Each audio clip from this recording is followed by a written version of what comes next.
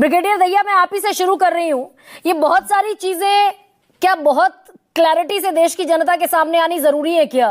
सुबह एयरफोर्स की तरफ से मैसेज ये आया कि operations are still going on. एक तरफ सीज फायर को लेकर अग्रीमेंट किया भारत सरकार ने, एस जयशंकर ने ट्वीट किया। दूसरी तरफ हमारी फोर्स कह रही है कि operations are still going on. थोड़ा क्लैरिटी दीजिए सर दर्शकों को। Thank you Garima ji for having me in the show, और बाकी सभी पैनलिस्ट को और आपके दर्शकों को मेरा नमस्कार। आपने बिल्कुल ठीक बात बताई है कि और अभी जो कंक्लूडिंग स्टेटमेंट क्या थी, अभी जो प्रेस कॉन्फ्रेंस आपने देखी जिसमें कि डीजीएमओ ने बताया कि चीफ ऑफ आर्मी स्टाफ की जो वेस्टर्न फ्रंट पे जो आर्मी कमांडर्स है, northern command, western command, south western command और सदर्न कमांड की एलओसी पे कोई भी हरकत होती है आपको पूरी छूट है। That means that is a clear indication कि हमारी तरफ से प्रिपेयर्डनेस पूरी है और हम कभी भी किसी समय कोई भी इवेंचुअलिटी के लिए पूरी तरह तैयार हैं। सिमिलरली एयरफोर्स के ट्वीट की आपने बात की, तो पहले तो मैं बता रहा हूँ अभी करंट सिचुएशन क्या है। करंट सिचुएशन क्या है कि बॉर्डर पे और बाकी जो डेप्थ के एरिया है हर जगह हमारी सेनाएं पूरी तरह से तैयार हैं किसी भी इवेंचुअलिटी के लिए। लेकिन अभी यहाँ पे आए कैसे? यहाँ पे आए, दो चीजों की बात करूंगा, एक तो अमेरिका की मध्यस्थता और दूसरा है कि हम यहाँ पे पहुंचे कैसे।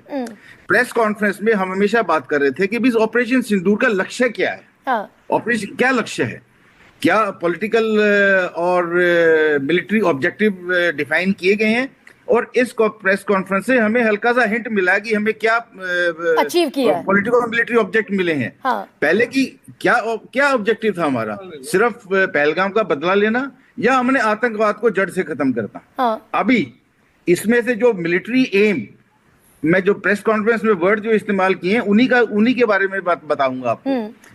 मिलिट्री एम था जो डीजीएमओ ने बताया, to destroy terrorist and terrorist infrastructure.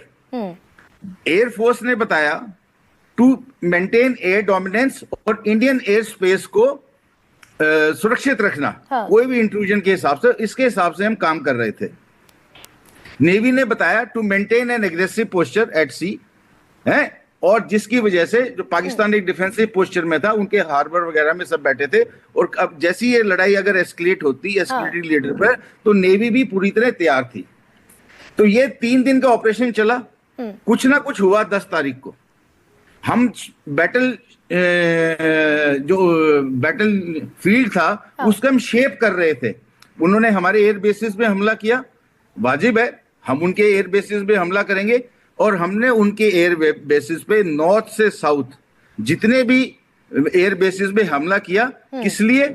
जो एयरफोर्स का एम था, डोमिनेंस ऑफ एयर स्पेस, और ताकि जब भी अगर हमारा अगली हम लेटर पे चढ़ते हैं तो हम पाकिस्तान की जो एयरफोर्स है उसको नाकामयाब कर दें। और उस रात को 10 तारीख को सुबह 12 से और 3-4 बजे के बीच में हमने इन एयर बेसिस को अपने अपने तरीके से पूरी तरह से काफी एक्सटेंसिव डैमेज पहुंचाई। एक्सटेंसिव डैमेज पहुंचाया सर, लेकिन कल ही हमने इस बात की घोषणा की थी ना कि भाई अगर एक्ट ऑफ टेरर होता है तो एक्ट ऑफ वॉर उसे कंसीडर किया जाएगा।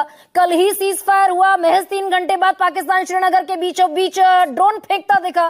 श्रीनगर में फेंका, राजस्थान में, पंजाब में, गुजरात तक सीज फायर वायलेट करता दिखा। आज सुबह भी सीज फायर वायलेशन हुआ, और ये बाकायदा फॉरेन सेक्रेटरी विक्रम मिस्री का ऑफिशियल स्टेटमेंट है। तो इसे एक्ट ऑफ टेरर न माना जाए क्या? Definitely it is definitely. अगर आप सिविलियन टारगेट्स को सिर्फ आतंकवादी मारेंगे, सिर्फ वो एक्ट ऑफ टेरर नहीं होगा। अगर आपकी पाकिस्तान आर्मी भी हमारे सिविलियन टारगेट्स को एंगेज करेगी, वो भी एक तरह से एक्ट ऑफ टेरर ही है। लेकिन इस बात पे ये क्यों हुआ, ये वायलेशन, इस पे भी मैं आऊंगा। लेकिन जेडी वांस और अमेरिका जो कि 10 तारीख की सुबह तक पहले ये एक दिन पहले ये बोल रहे थे हमें इन दोनों की देश की लड़ाई से कुछ नहीं लेना देना, और ट्रंप ने स्टेटमेंट दी थी ये तो आपस में लड़ते रहते हैं, हमें क्या करना, we will not get engage.